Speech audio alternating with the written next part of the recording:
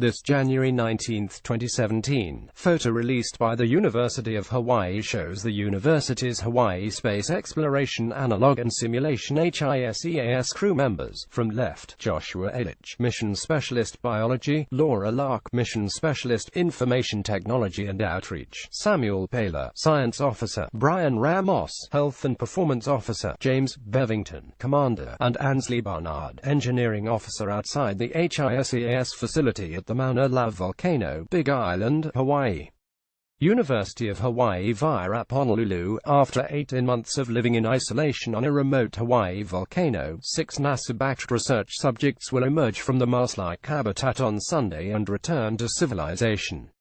The first order of business after subsisting on mostly freeze-dried and canned food feast on fresh-picked pineapple, papaya, mangoard, locally grown vegetables and a fluffy, homemade egg starter cooked by the project's lead scientist. A crew of 4 men and 2 women were quarantined on a vast plain below the summit of the world's largest active volcano in January. All of the communications with the outside world were subjected to a 20-minute delay, the time it takes for signals to get from Mars to Earth. They're part of a study designed to better understand the psychological effects that a long-term manned mission to space would have on astronauts.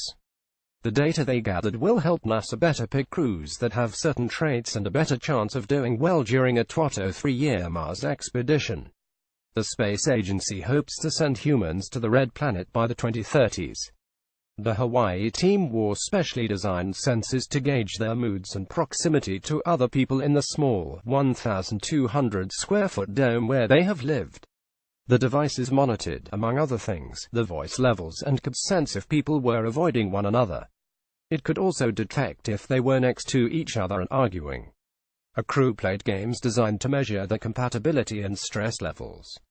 And when they got overwhelmed by being in such close proximity to each other, they could use virtual reality devices to escape to tropical beaches or other familiar landscapes. The project's lead investigator, University of Hawaii Professor Kim Binstead, said the crew members also kept written logs about how they were feeling. "This is our 5th mission, and we have learned a lot over those 5 missions. We've learned, for one thing, that conflict, even in the best of teams, is going to arise," Binstead said. "So what's really important is to have a crew that, both as individuals and a group, is really resilient, is able to look at that conflict and come back from it." The project is the 5th in a series of 6 NASA-funded studies at the University of Hawaii facility called the Hawaii Space Exploration Analog and Simulation, or HISEAS. NASA has dedicated about $2.5 million to the studies at the facility. So the previous 3 missions, the 4, 8 and 12-month missions, those were primarily looking at crew cohesion and performance, Binstead said. On this mission and going forward we are looking at crew selection and composition. Crew members were mostly excited and optimistic when they entered the facility in January, but had some trepidation. "My biggest fear was that we were going to be the crew that turned out like Biosphere 2, which wasn't a very pretty picture," said Mission Commander James Bevington in January.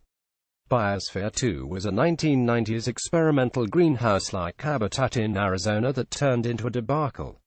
It housed different ecosystems and a crew of 4 men and 4 women in an effort to understand what would be needed for humans to live on other planets. The participants were supposed to grow their own food and recycle their air inside the sealed glass space. But the experiment soon spiraled out of control, with the carbon dioxide level rising dangerously and plants and animals dying.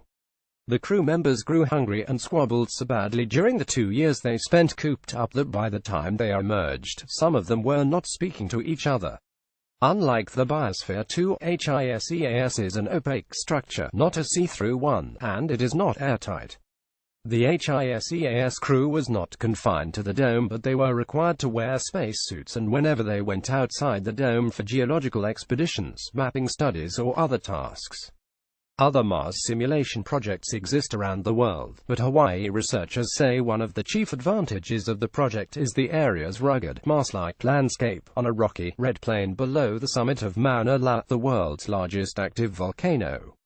A crew's vinyl-covered shelter is about the size of a small 2-bedroom home, has small sleeping quarters for each member plus a kitchen, laboratory and bathroom. The group shares 1 shower and has 2 composting toilets.